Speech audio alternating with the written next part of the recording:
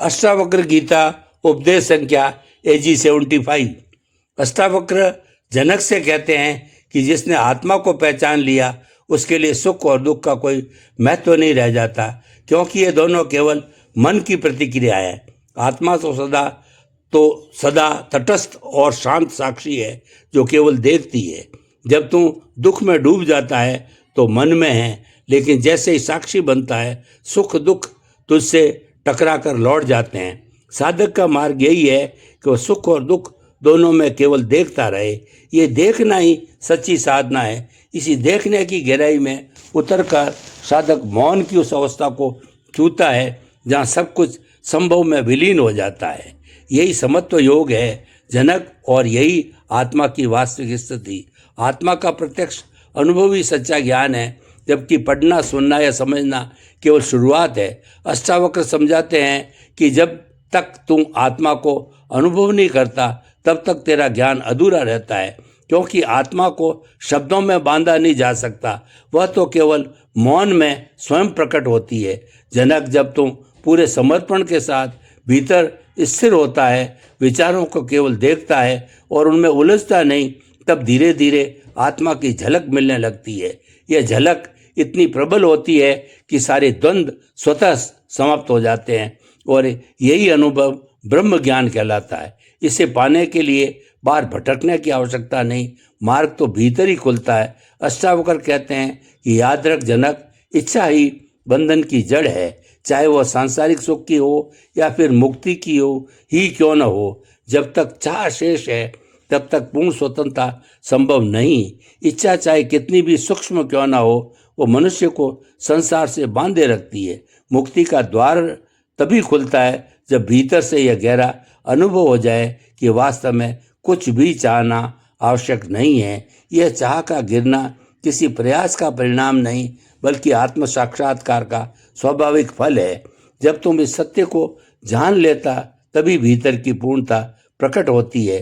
जनक, जब तुम भीतर की पूर्णता को पहचानता है तब समझ कि यही ब्रह्म है। इच्छाओं से भरा मन तेरा वास्तविक स्वरूप नहीं है। तू तो केवल वह साक्षी है जो इन इच्छाओं को देखता है।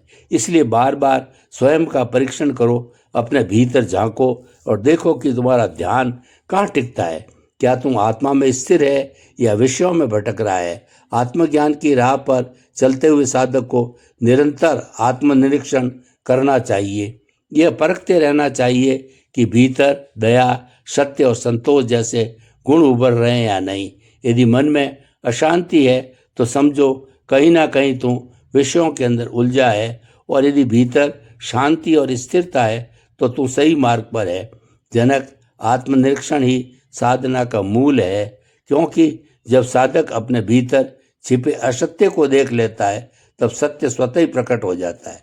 जनक, सत्य कभी बाहर से नहीं आता, वह तो भीतर से ही उभरता है, जन्म लेता है, प्रकट होकर जीवन को एक नई दिशा देता है। जब ये सत्य भीतर जागता है तब सारे दुख मिट जाते हैं, जीवन सहज रूप से शांत हो जाता है और आत्मा अपने पूर्ण अस्तित्व के साथ खिल उठती है। याद रख, मन को साधने की आवश्यकता नहीं, केवल उसे समझने की जरूरत है। मन को दबाना, त्यागना या बलपूर्वक रोकना किसी भी स्थिति में समाधान नहीं है। साधना की शुरुआत के अंदर वह अभ्यास सहायक हो सकता है ताकि दिशा सही बने, लेकिन आगे बढ़ने पर मन को बस देखना ही पर्याप्त है। जब मन को बिना विरोध, बिना हस्तक्षेप के देखा जाता है तो स्वयं शांति की ओर झुक जाता है। वास्तव में नियंत्रण की नहीं, समझ की आवश्यकता है, और ये समझ ही साधक को भीतर की स्थिरता तक पहुंचा देती है। जनक, मन की गतिविधियों को बस स्वीकार करो, उनमें दखल मत दो। यही स्वीकार ही ध्यान है, और ध्यान किसी क्रिया का नाम नहीं बल्कि जागरूकता की अवस्था है। जब तुम मन को मित्र बनाकर उसकी प्रकृति को समझता है तब वो धीरे धीरे आत्मा में विलीन हो जाता है। अष्टावक्र समझाते हैं कि आत्मा न कुछ करती है ना कुछ भोगती है। जो भी घटित होता है वो मन और शरीर के स्तर पर होता है, पर जब तुम स्वयं को कर्ता या भोक्ता मान लेता है तभी बंधन उत्पन्न होता है। आत्मा तो केवल साक्षी है, वह किसी भी क्रिया में कभी संलग्न नहीं होती।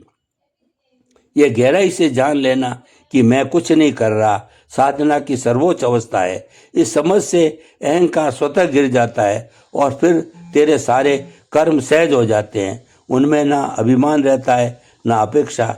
ये निष्काम कर्म का सार है। और जनक अष्टावक्र बार बार यही कहते हैं कि साधक को विवेक को ही अपना आधार बनाना चाहिए। अष्टावक्र जनक से कहते हैं कि मुक्ति का द्वार विवेक है और विवेक का अर्थ है सत्य और असत्य, शाश्वत और क्षणिक के बीच भेद करना।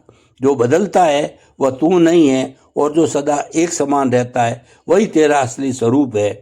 जब यह भेद स्पष्ट होता है तब मन विषयों से हटकर आत्मा की ओर लौट आता है। विवेक से ही वैराग्य जन्म लेता है और यही वैराग्य किसी बाहरी त्याग का नाम नहीं बल्कि भीतर की तृप्ति है। जब साधक जान लेता है यह सब क्षण भंगूर और मिथ्या है, तभी वह अपने शुद्ध स्वरूप में स्थिर हो जाता है और यही स्थिति मोक्ष कहलाती है।